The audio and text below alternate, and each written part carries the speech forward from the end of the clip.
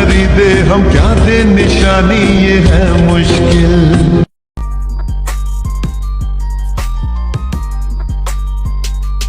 বিগত 5 মাস ধরে কেমন একটা ঘরবন্দি নজরবন্দি লাগছে। আমি নিঃশ্বাস তো নিচ্ছি খোলা আকাশের নিচেই, তবে আমার মনে হচ্ছে আমার নিঃশ্বাসদাতা অন্য কেউ। আমার দেখা দুনিয়াটা যেন ছোট হয়ে আসছে ক্রমশই, যেন কারো নজরবন্দি হয়ে আছি প্রতি মুহূর্তেই, আটকা পড়েছি কোনো অদৃশ্য শিকলে। এটা আমার অনুভূতি, এমনটা মনে হয় আমার। এই বিষয়টি সম্পূর্ণ বুঝে উঠতে পারছি না আমি, তবে এমনটা ধারণা আমার, শুধু ধারণা হলেও চলতো। আমি মেনে নিতাম সবকিছু, কিন্তু বিষয়গুলো আমার ধারণার থেকেও কয়েক গুণ এগিয়ে, কারণ বিষয়গুলো বাস্তব। আমার চেনা পরিচিত দুনিয়াটা পাল্টে যাচ্ছে দিন বা দিন, ছোট থেকে আরো ছোট হয়ে যাচ্ছে সেই পরিচিত দুনিয়াটা। কে পাশে আছে কে নেই তা জানি না, তবে অদৃশ্য কিছু সবসময় নিজের পাশে ফিল করি। আমার ফিল করার মাত্রাটা খুবই ছোট, সবকিছু ঠিকঠাক বুঝে উঠতে পারি না সময়ে সময়ে, কিন্তু এই অদৃশ্য শিকলের বিষয়টাই আমি 100% শিওর। কারণ এতদিন এই বিষয়গুলো বুঝতে না পারলেও বিগত 5 মাস ধরে বিষয়গুলো আমি বুঝতে পারছি। এখন কি আমি নিজ থেকেই বুঝতে পারছি, নাকি অদৃশ্য কেউ আমাকে স্বেচ্ছায় বোঝাচ্ছে তা আমি জানি না। সেই বিষয়টা আমার কাছে এখনো ধোঁয়াশা, তবে এবার তার বোঝানোর মাত্রাটা তীব্র থেকে তীব্র হচ্ছে দিন বা দিন। আজকাল আমার মনে হচ্ছে আমি কতটা নিঃশ্বাস নিব সেটাও অন্য কেউ ঠিক করে দিচ্ছে। কার সাথে কতটা মেশা উচিত, কতটা কথা বলবো, সবকিছুই তার হাতে। আমার এই অনুভূতিগুলো কার সাথে শেয়ার করতে পারছি না, তাই ভাঙা হাতে ডায়েরির পাতায় নিজের অনুভূতির কথাগুলো ব্যক্ত করলাম। জীবন বাড়িতে আছি বিগত 2 বছর 4 মাস হলো আমার। 1 বছর 11 মাস অবধি সবকিছু ঠিকঠাক ছিল আমার জীবনে। কারো উপস্থিতি তেমন বুঝতে পারিনি আমি, আর না কারো বন্দিনী মনে হয়েছে নিজেকে। কিন্তু বিপত্তি ঘটে বিগত 5 মাস নিয়ে। আমি ঠিকঠাক থাকলেও নিজেকে ঠিক রাখতে পারছি না। আমার সবকিছুতে অদ্ভুত রকমের ছোঁয়া পাই।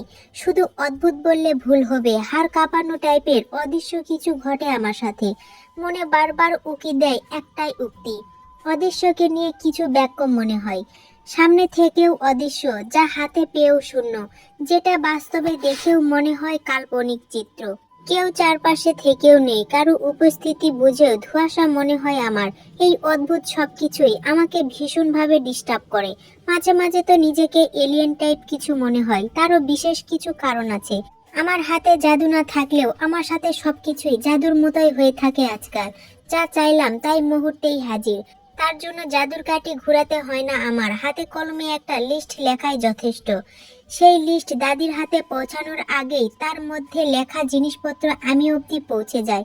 মুখ ফুটে দাদিকে বলতে হয় না কোনো কিছু, শুধু নিজের রুমে বসে হাতে কলমে লিস্ট বানালেই হয়। লিস্টে যা চাইলাম তাই পাইলাম, তাতেই আমি জাদু ছাড়া এলিয়েন হয়ে গেলাম। আমার সর্বত্র পাওয়ার জীবন বাড়ির ভিতর চলে, বাহিরে নয়। চাইলেও আগের মতো হুটহাট জীবন বাড়ি থেকে বাহিরে যেতে পারি না আমি কারোর সাথে। ঘটা করে দিন তারিখ করেও যেতে পারি না। পরিবারের কারোর সাথে বাহিরে গেলে উল্টো তারা কোনো না কোনো সমস্যার মধ্যে পড়ে যায়, যার কারণে বাধ্য হয়ে উল্টো পথে বাসায় ফিরতে হয় আমাদের। কিন্তু এই ঝামেলাগুলো সেদিনই হয় যেদিন আমি বাসা থেকে বের হই কারোর সাথে, নয়তো বাকি দিনগুলো যথাযথ স্বাভাবিকভাবেই চলে যায়, কারো কোনো সমস্যা হয় না। সবাই দিব্যি বাহির টু ঘর হতে পারে, ঝামেলাবিহীন সুন্দরভাবে চলাফেরা করতে পারে। সব সমস্যা শুধু আমার বাহিরে যাওয়াকে ঘিরেই। প্রথম প্রথম বিষয়গুলো আমি বুঝতে পারিনি, কিন্তু পরপর কয়েকবার হওয়ায় বুঝতে পারলাম। 100% শিওর হওয়ার জন্য স্বেচ্ছায় কয়েকবার ট্রাইও করেছিলাম, ফলাফল একই এসেছিল, তাই নিশ্চিত হলাম।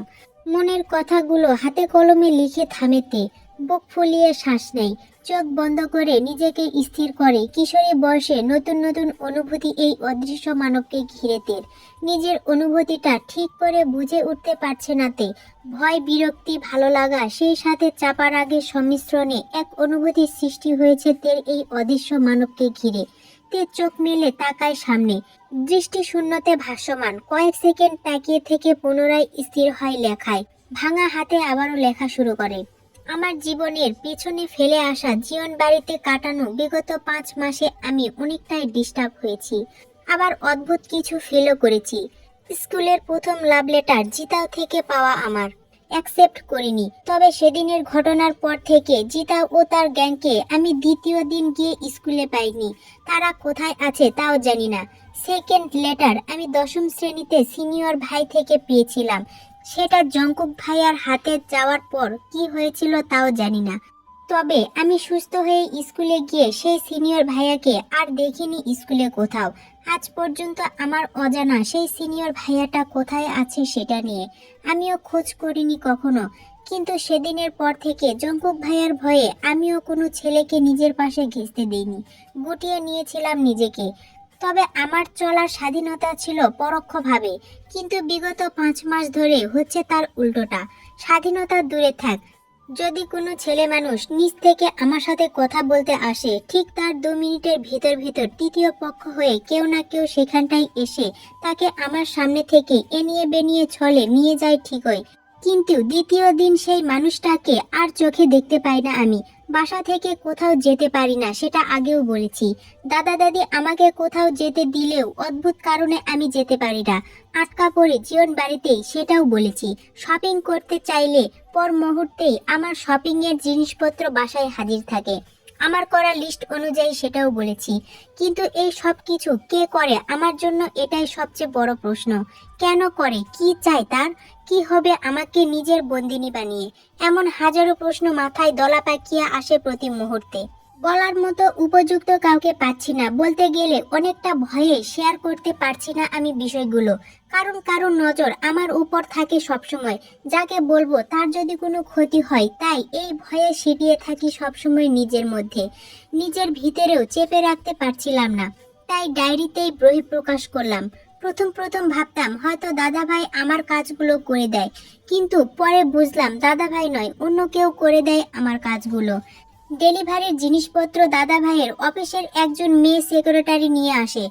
পার্সেলগুলো দিয়ে বিনা ব্যাগকে চলে যায় সবসময়। দাদা দাদি মনে করে মেয়েটা আমার কথাতে জিনিসপত্রগুলো নিয়ে আসে আমার জন্য, কিন্তু আমি যে সেই মেয়েটাকেই চিনি না, সেটা বোধগম্য নয় দাদা দাদির। পার্সেল দেওয়া নিয়ে ওনারাও চিন্তিত নয়, আর আমি মনে করতাম দাদা ভাই হয়তো নিজ থেকে আমার জন্য এইসব নিয়ে আসতো। কিন্তু বিগত 5 মাসে আজ বুঝতে পারলাম দাদা ভাই আমার জন্য কখনোই এসব অর্ডার করতো না, বরং অবশেষে তিনি আজ আমাকে নিজ থেকে জিজ্ঞাসা করলো পার্সেলে কি আছে, কি আনিয়েছি আমি। সুজি আপুর সাথে শপিং এ না গিয়ে বাসায় বসে অনলাইনে অর্ডার কেন করি আমরা? চমকে উঠলাম। দাদা ভাইয়ের কথায় হতভম্ব হয়েছিলাম তখন। আমার কাছে কোনো ফোন নেই, ফোনের কোনো কিছু সম্পর্কে আমি অবগত নই আজ পর্যন্ত। সবচেয়ে বড় কথা হলো আমার জন্য ফোন শব্দটি সম্পূর্ণভাবে নিষিদ্ধ এই জীবন বাড়িতে। সেখানে আমার দ্বারা অনলাইনে অর্ডার ছিল আকাশ কুসুম স্বপ্ন। দাদাভাই ভেবেছিল আমি সুজি আপুকে দিয়ে অনলাইন অর্ডার করাতাম, তাই ওনার প্রশ্ন করা। কিন্তু বিষয়গুলো ভীষণভাবে দলা পাকিয়ে আসে আমার মাথায়। ভয় পাচ্ছিলাম নিজের মাঝে। এতদিন ধরে আমি কার পার্সেল রিসিভ করেছিলাম তাহলে? আর কে বা আমাকে আমার লিস্ট করা অনুযায়ী পার্সেলগুলো পাঠাতো? সবকিছুই ধোঁয়াশা ছিল আমার কাছে, ভীষণ ঘোলাটে। তের হাত আবারও থামে, চোখ বন্ধ করে দীর্ঘ নিঃশ্বাস ফেলে আবারও গুটি অক্ষরে ডায়েরির পাতায় কঠিন হাতে শোধালো। আমি জানতে চাই অদ্ভুত মানুষ, আপনি কে? হয় আপনি আমার সামনে আসুন, নয়তো আমাকে ডিস্টার্ব করা বন্ধ করুন। আমি ডিস্টার্ব হচ্ছি আপনি ময় ডিস্টার্বে। আপনি অদ্ভুত সব কাজ আপনার। স্বাধীনতা চাই আমার, আমাকে যেতে দিন। আমি বন্দি হতে চাই না কারো হাতের, আপনারও না। কথাগুলো লিখে হাত গুটিয়ে নেয়তে নীল ডায়েরিটা বন্ধ করে ভাঁজ করে তুলে রাখে ড্রয়ারে। অদ্ভুত মানুষের কথা কাউকে বলতে পারছে না সে, মনের মধ্যে খচখচ করছে ভীষণভাবে। কাউকে না কাউকে বলার প্রয়োজন। জীবন বাড়ির কাউকে বলতে পারছে না ভয়ে। যদি মিসেস আয়ু শুনে রেগে যায় এতটা দিন বিষয়গুলো না বলার জন্য, কিন্তু এতদিন বিষয়গুলো তের কাছে ধোঁয়াশা ছিল, আজই পরিষ্কার হলো। দ্বিধাহীনতায় ভুক্তভোগী হয়ে সিদ্ধান্ত নেয় আপাতত মিসেস আয়ুকে কিছু জানাবে না সে। নিজের বাড়ি থেকে বেরিয়ে এসে সবটা জানাবে মিসেস আয়ুকে। এই মুহূর্তে বললে মিসেস আয়ু বেঁকে বসবে। তেকে নিজের বাড়িতে বেড়াতে যেতে নাও দিতে পারে তের সেফটির কথা চিন্তা করে। তে চুপ থাকার সিদ্ধান্ত নেয়। দীর্ঘ নিঃশ্বাস ফেলে ঘাড় ঘুরিয়ে তাকায় নিজের রুমের দেওয়াল ঘড়িটার দিকে। সময়টা দেখে নিয়ে বিছানায় উঠে বসে। রাত 11:37। কাল ব্রাহ্মণবাড়িয়ায় যাবে নিজের পরিবারের কাছে। একবার ঠিকঠাক যেতে পারলেই হলো। 2 মাস ধরেই ডেট হচ্ছে তে যাবে বলে। কোনো না কোনো কারণে তে আটকা পড়েছে, যেতে পারে না। দিন কয়েক রেডি হয়েও নিরাশ হতে হয়েছে তেকে, যেতে পারেনি। 2 দিন ঢাকার মধ্যে রাস্তা থেকে ফিরে আসতে হয়েছে জীবনবাড়িতে অদ্ভুত কিছু কারণে। কারণগুলো ধোঁয়াশা, যথাযথ প্রয়োজন নয়। তাই কাল মিস্টার গংইউ নিজে নিয়ে যাবে তেকে ব্রাহ্মণবাড়িয়াতে, রেখে আসবে তেকে নিজের বাড়িতে বেশ কিছু দিনের জন্য। এবার কোনো ঝামেলা ছাড়া ঠিকঠাক নিজের বাড়িতে যেতে পারলেই হলো। তে গায়ে ব্ল্যাঙ্কেট টেনে শুয়ে পড়লো, হাত বাড়িয়ে রুমের লাইট অফ করলো। পাড়ি জমাতে চাইলো নিরুদ্দেশ ঘুমের রাজ্যে। অস্থিরতায় ঘুম ধরা দিচ্ছে না চোখে। মনে মনে আওড়ালো সেদিনের কথাগুলো, যেদিন জংকুক তেকে নষ্ট মেয়ের উপাধি দিয়ে বাংলাদেশ ছেড়েছিল। জংকুকের চলে যাওয়াকে ঘিরে আজ আবারও 5 মাস হলো। সেদিন এক পলকের দেখা ছিল তের সাথে জংকুকের। মুহূর্তটা ছিল মিনিট 10-এর। পুনরায় স্মৃতিচরণ করলো তে। সেদিন জংকুক ফিরে গিয়েছিল নিজ গন্তব্যে। কেউ ফেরাতে পারেনি জংকুককে। আজ 5 মাস পূরণ হলো জংকুকের চলে যাওয়াকে ঘিরে। তবে জংকুক নিজের কথা রেখেছে। এই 5 মাসে সপ্তাহে একবার করে কল করে মিস্টার গংইউর ফোনে কথা হয় নিজেদের মাঝে। এটা নিয়ে ভীষণ খুশি মিসেস আয়ু। জংকুক আজকাল নিজের অবস্থান জানায়, সেটাই অনেক। তের পরীক্ষা শেষ আজ 2.5 মাস হলো। পরীক্ষার পূর্বে 1 মাস ছিল যেদিন জংকুক বাংলাদেশেই ছিল।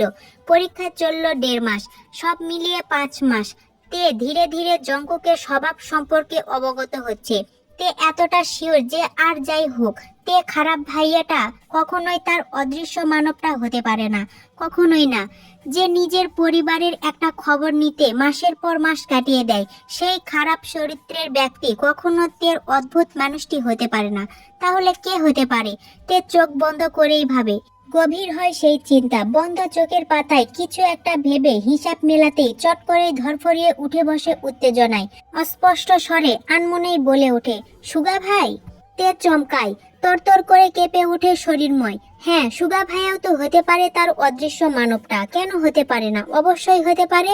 হয়তো তের সুগা ভাইয়াই এতদিন ধরে এসব করছিল তের জন্য। সে বুঝতে পারেনি বিষয়গুলো, কিন্তু কেন করছিল এমনটা তার সুগা ভাইয়া? কি চাই তার? তে কম্পিত হাতে ঢকঢক করে 1 গ্লাস পানি খেয়ে গলা ভিজিয়ে নেয়, শান্ত হয়। তে ভাবে তার সুগা ভাইয়া দেশে আসলে এবার সে ঠিকঠাক কথা বলবে, লক্ষ্য করবে তার সুগা ভাইয়াকে, বুঝতে চাইবে সত্যি কি সুগা ভাইয়া তের অদ্ভুত মানুষটা।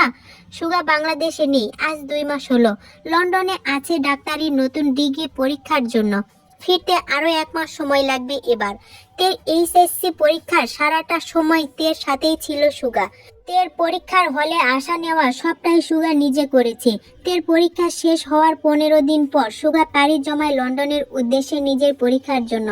আজ 2 মাস হলো অবসর সময় বের করে ভিডিও কলে থাকে নিজের পরিবার ও তের সাথে। সুগার 2 মাস এইভাবেই পার হয়। অনেকটা সময় নিয়ে ঢাকা জ্যামে আটকা আছে মিস্টার গংইউ।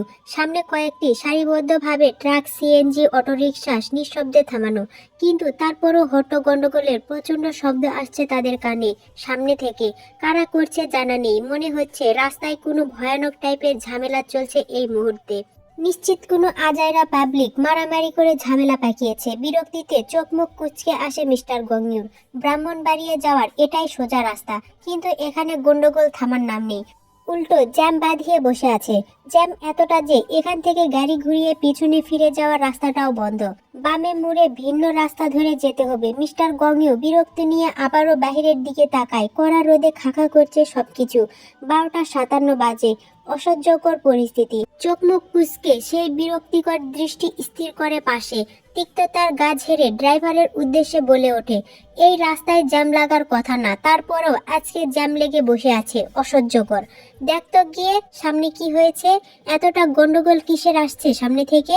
এইভাবে জ্যামে আটকে বসে থাকলে আজ সারা দিনেও মনে হয় না ব্রাহ্মণবাড়িয়াতে পৌঁছাতে পারবো। যা গিয়ে দেখ কি হয়েছে। মিস্টার গংইউর কথা অনুযায়ী সাথে সাথে সম্মতি জানায় ড্রাইভার। গাড়ি থেকে বের হয়ে পা বাড়ায় সামনের দিকে। মিস্টার গংইউ সেদিকে এক পলক তাকিয়ে থেকে বিরক্তিতে কুঁচকে আসার দৃষ্টি পিছনে ফেলতেই কোমল হয়ে আসে সেই দৃষ্টি। তে গাড়ির মধ্যে ঘুমিয়ে পড়েছে। নেতিয়ে আছে মাথাটা একপাশে। অনেকটা সময় জ্যামে আটকে থাকায় ঘুমিয়ে পড়েছে গাড়িতে সে। মিস্টার গংইউ দীর্ঘ নিঃশ্বাস ফেলে সামনে তাকায়। গাড়ির দরজার কাঁচ নিচে নামায়। সেখানটায় মাথা গলিয়ে উকি দেয় বাহিরে। গলা ঠেকিয়ে ড্রাইভারকে ডেকে বলে ওঠে, জসিম, তুই গাড়িতেই থাক, আমি যাচ্ছি সামনে। পরিস্থিতি খারাপ হলে তোকে ফোন করে বলবো, তেকে নিয়ে সোজা বাসায় চলে যাবি। আজ আর ব্রাহ্মণবাড়িয়া যাওয়া হবে না, কিন্তু ফোন না দেওয়া অবধি আমার অপেক্ষা করবি, কেমন? জি স্যার।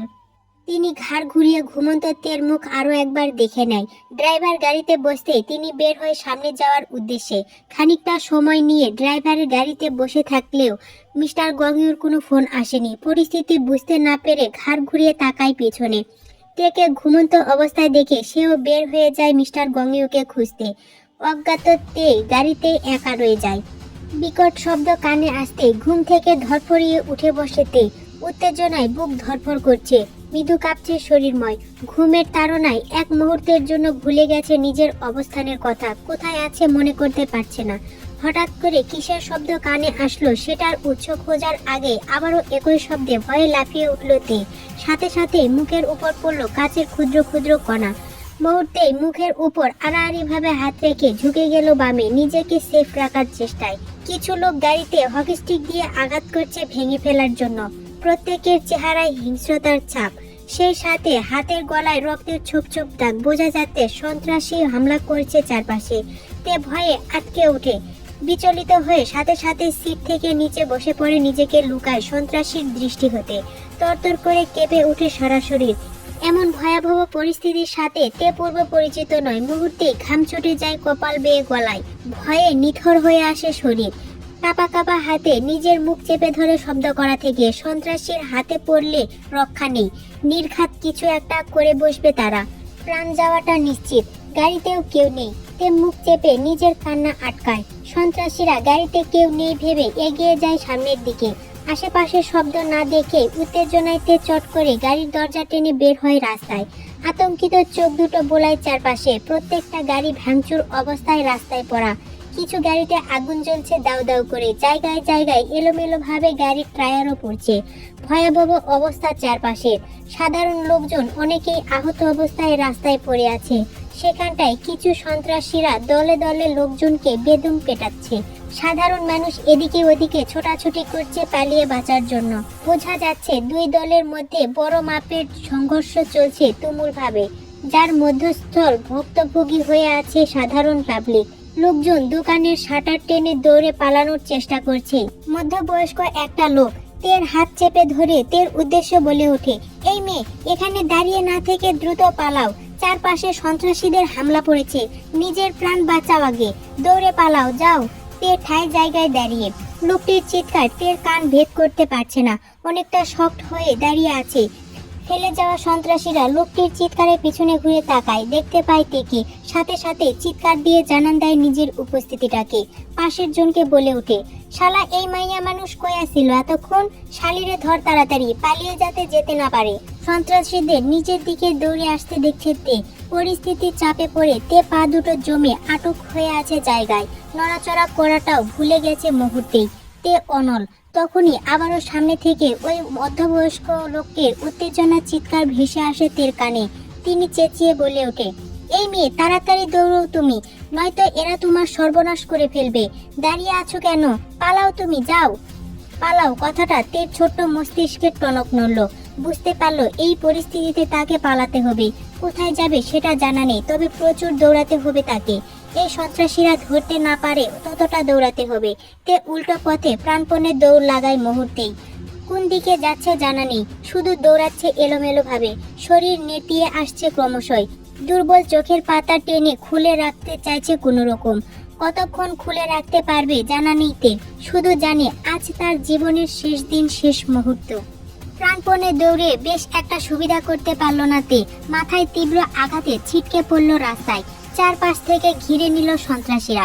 বিকৃত ভঙ্গিতে আওড়ালো। হকিস্টিক তুলে পুনরায় আঘাত করতে গিয়ে থামলো তের রক্ত ঝরা ভয়ার্ত মুখ দেখে।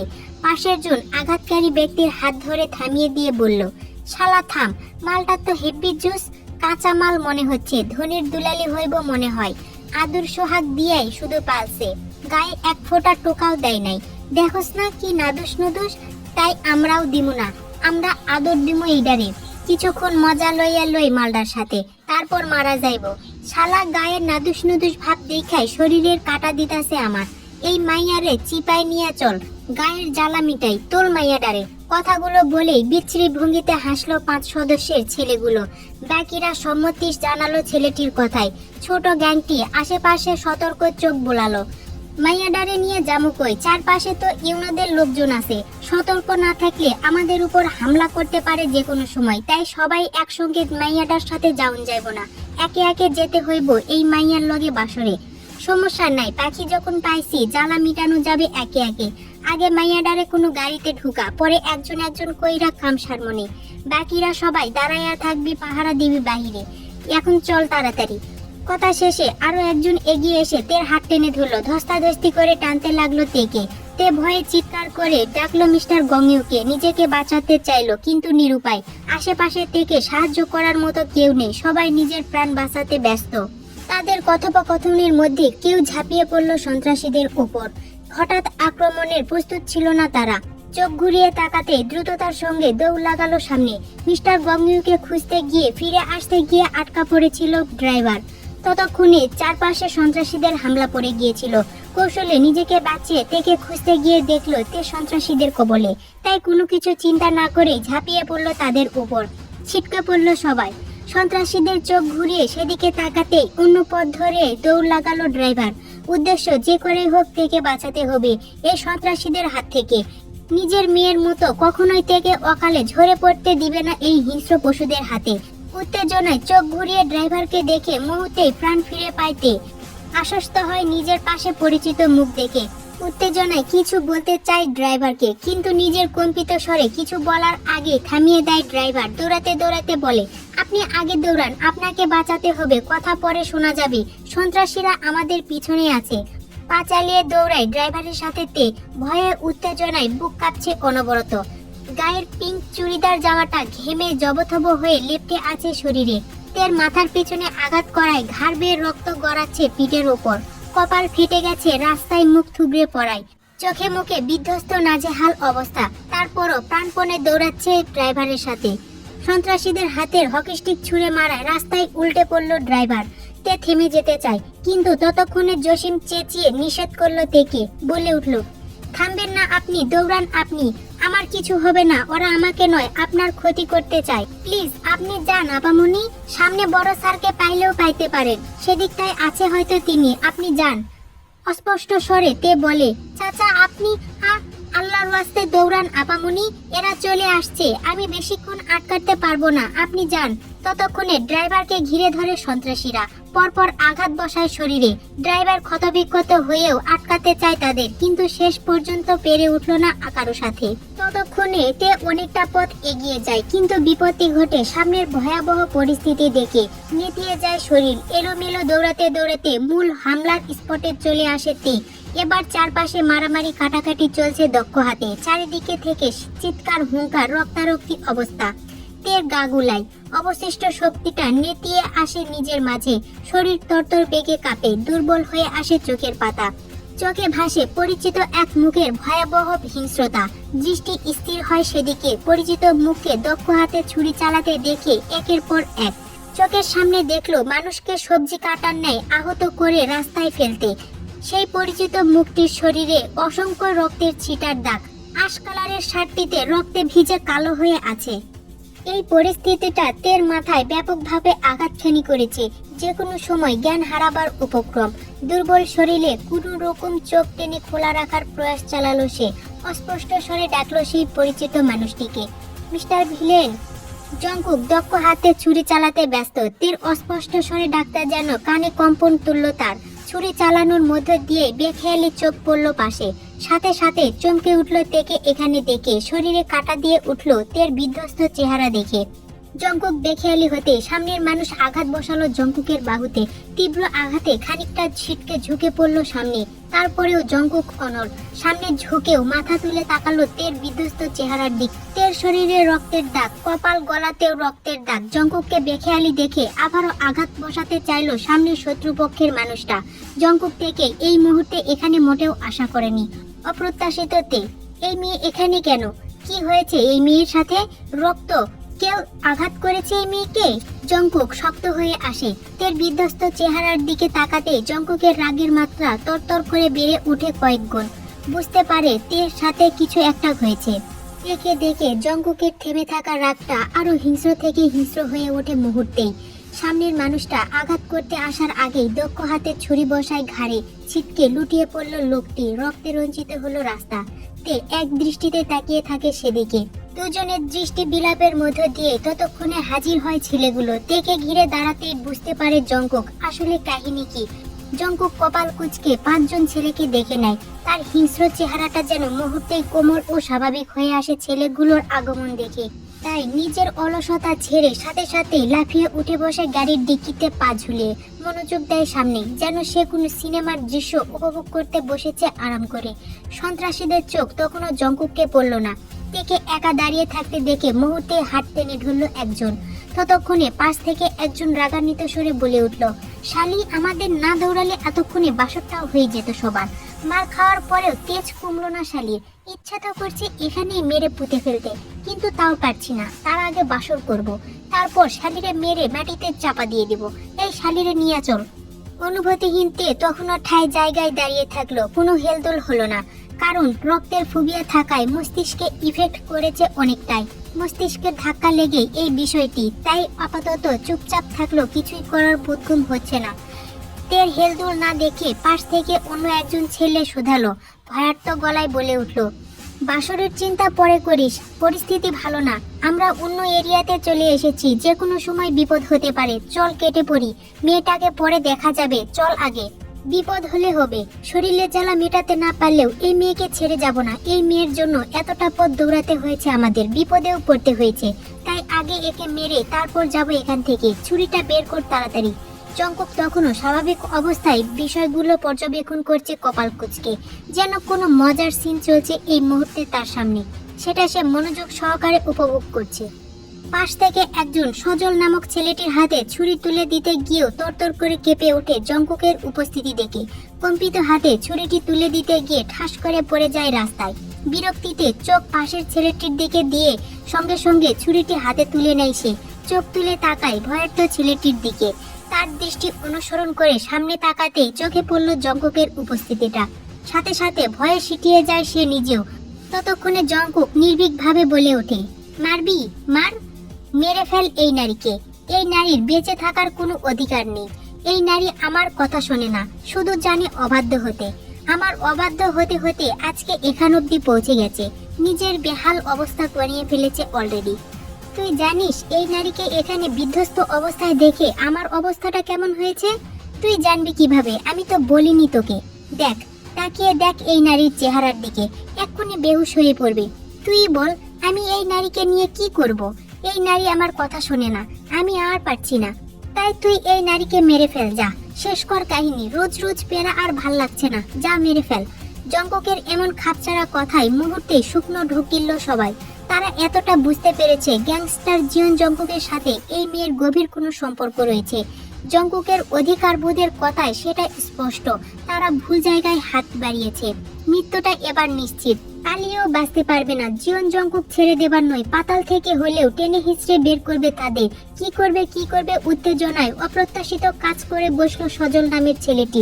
হুট করে নিজের হাতের ছুরিটা চেপে ধরলো তের গলায়। এই মুহূর্তে জঙ্কুক থেকে পালিয়ে বাঁচার জন্য একমাত্র পথ হিসাবে তেকে অবলম্বন করলো। শরীর তখনও তরতর করে কাঁপছে তাদের জঙ্কুকের ভয়ে। জঙ্কুক সেদিকে কপাল কুঁচকে তাকিয়ে থাকলো। তের গলায় ছুরি আটকাতে দেখেও ভাবান্তর হলো না তার। উল্টো নিজের হাতের রক্তাক্ত ছুরিটা গাড়ির ডেক্কির উপর রেখে সেটা মনোযোগ সহকারে ঘুরাতে ব্যস্ত। চোখ তুলে সামনে তাকিয়ে আগের ন্যায় খাপছাড়া গলায় বলল, এবার ঠিক আছে, নে শুরু কর, মেরে ফেল। এই নারীকে মেরে ফেলাই উচিত। তুই মেরে ফেল এই নারীকে, নয়তো আমি তোকে মেরে ফেলবো। তুই এই অবাধ্য নারীকে মেরে ফেললে আমি বাঁচি। এমনিতেও এই নারী আমার বহু সমস্যার কারণ। এই অবাধ্য নারীর জন্য আমি ঠিকঠাক ঘুমাতে পারি না। আমার অঘুমে অসুখের কারণ হয়ে দাঁড়িয়েছে এই নারী। আমার কঠোর নিষিদ্ধ করার পরেও আমার স্বপ্নে, বাস্তবে, আমার মনে সবখানটাই চলে আসে এই নারী। আমাকে ফলো করতে করতে এখানটাও চলে এসেছে। দেখ, আমার স্বপ্নে আমাকে ইফটিজিং করে বেড়ায়, শান্তিতে একদণ্ড থাকতে দেয় না, চরম ডিস্টার্ব করে এই নারী। তাই তুই মেরে দে, নয়তো আমি তোকে মেরে দেব। জঙ্কুকের কথায় এবার হাড় কাঁপিয়ে ওঠে সজলের।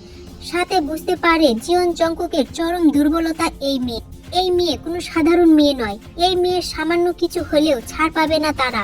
গ্যাংস্টার জিওন জংকুক যে তাদের ঠান্ডা মাথায় এই মেয়ের গুরুত্বটা তার জীবনে কতটা সেটা বোঝাচ্ছে, তা তারা হাড়ে হাড়ে বুঝতে পারছে এই মুহূর্তে। নির্বাক ভয়ার্ত সজলের হেলদোল না দেখে তিতির মেজাজে রেগে উঠে বলে উঠল জংকুক, হারামির বাচ্চা, এতক্ষণ লাগে একটা মেয়ে মানুষকে মারতে তোদের?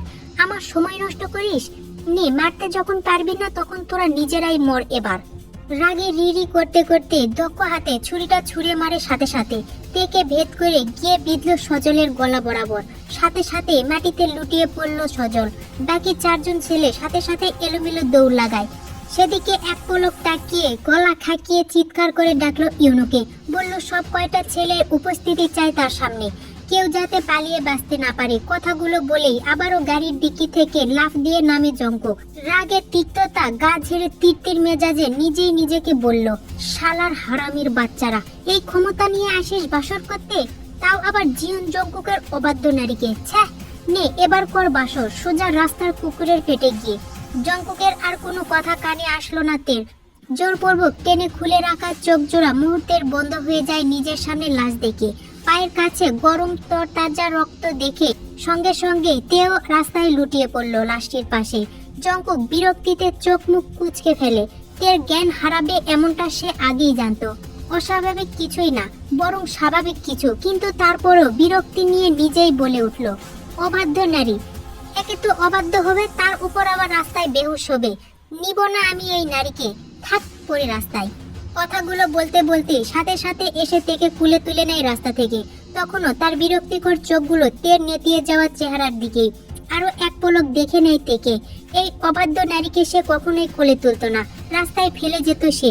কিন্তু এই অবাধ্য নারী ছেলে মানুষের পাশে শুয়ে আছে রাস্তায়, বেহুশ হওয়ার আর জায়গা পেল না।